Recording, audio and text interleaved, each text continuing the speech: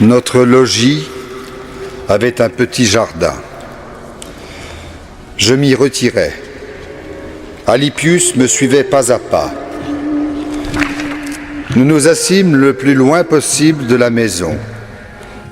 J'étais tout frémissant, l'esprit bouleversé par une extrême indignation. Cette vague d'indignation venait de ce que je ne me rendais pas à l'alliance que tu voulais me voir décider avec toi. Je m'arrachais les cheveux, me frappais le front et dans mes doigts crispés enfermais mes genoux. Ainsi j'étais malade et j'étais à la torture, m'accusant moi-même avec plus d'aigreur que jamais, me tournant et me retournant dans mes chaînes, attendant de les voir se rompre définitivement. Elles ne me retenaient plus qu'à peine, mais elles me retenaient pourtant. Au-dedans de moi, je me disais, en effet, voici le moment d'en finir, le moment de dire oui. Et en même temps que je formulais la chose, j'allais vers la décision. Déjà, j'étais au bord de l'acte. Mais l'acte ne venait pas. Je ne retombais pourtant pas dans les abîmes passés. Restant sur le bord, j'étais là, immobile, et reprenais haleine.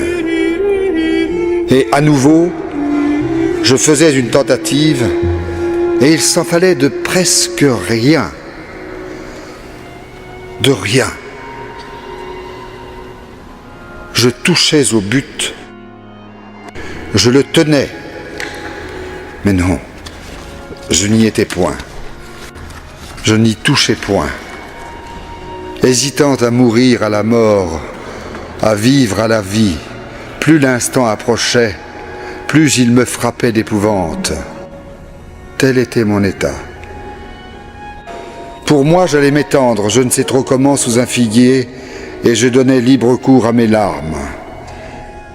Et si c'est longuement et non pas en ces termes, c'est du moins en ce sens que je parlais. Et toi, Seigneur, jusques à quand? Jusques à quand, Seigneur, seras-tu irrité? Jusqu'à la fin? Ne garde pas le souvenir de nos iniquités, car je sentais qu'elles me retenaient encore, et je poussais des cris appelant la pitié. Encore combien de temps? Combien de temps? Sera-ce demain? Et encore demain? Pourquoi pas tout de suite? Pourquoi ne pas en finir sur l'heure avec ma honte? Voilà ce que je disais, leurré dans l'extrême amertume de mon cœur broyé. Et voici que j'entends une voix venue de la maison voisine. Sur un air de chanson, cela disait et maintes fois répétait à la façon d'un garçon ou d'une fille, mais sans que je puisse le dire au juste, prends et lis, prends et lis.